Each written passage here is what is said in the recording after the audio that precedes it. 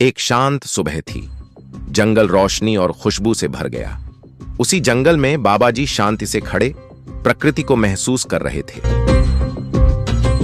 घास पर बैठा नन्हा खरगोश चुन्नू मासूम नजरों से सब कुछ देख रहा था और पास ही बैठी थी मीनू बिल्ली गर्व से हर दिशा पर नजर रखे हुए।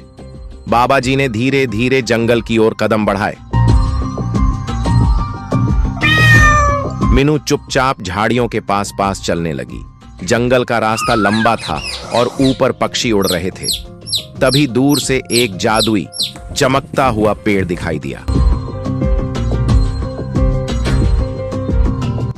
बाबा जी रुक गए और आश्चर्य से उस पेड़ को देखने लगे।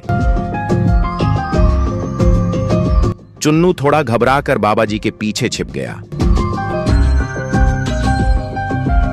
मीनू की हरी आंखें ध्यान से उस पेड़ को देख रही थीं। पेड़ के तने से रहस्यमयी रोशनी फैलने लगी। धीरे धीरे पेड़ की छाल में एक चेहरा बन गया। बाबा जी शांति से बोलते हुए पेड़ की बात सुनने लगे। हिम्मत करके चुन्नू एक कदम आगे बढ़ा। मीनू सतर्क होकर बैठ गई। उसकी पूंछ ऊपर उठी हुई थी। पेड़ ने उन्हें एक सुंदर बाग का दृश्य दिखाया। वह बाग हरा भरा था, फलों और सब्जियों से भरा हुआ। बाबा जी उस बाग की ओर चल पड़े। चुन्नू खुशी से दौड़ता हुआ आगे निकल गया। मीनू समझदारी से पौधों के पास घूमने लगी। लेकिन बाग थोड़ा बिखरा और अनदेखा लग रहा था। चुन्नू ने प्यार से गाजर के पौधों को छुआ। मीनू ने गिरी हुई सब्जियां अपने लाल पंजों से इकट्ठी की। बाबा जी ने बाग की सफाई शुरू कर दी। तभी बाघ का मालिक गुस्से में आता हुआ दिखाई दिया। उसकी नजर बाबा जी पर पड़ी और वह रुक गया। बाबा जी ने शांति से हाथ उठाकर बात समझाई। बाघ का मालिक ध्यान से सुनने लगा। चुन्नू गर्व से बाबा जी के पास खड़ा था। मीनू ने समझदारी से सिर हिलाया। बाघ के मालिक ने बाघ का ध्यान रखने का वादा किया।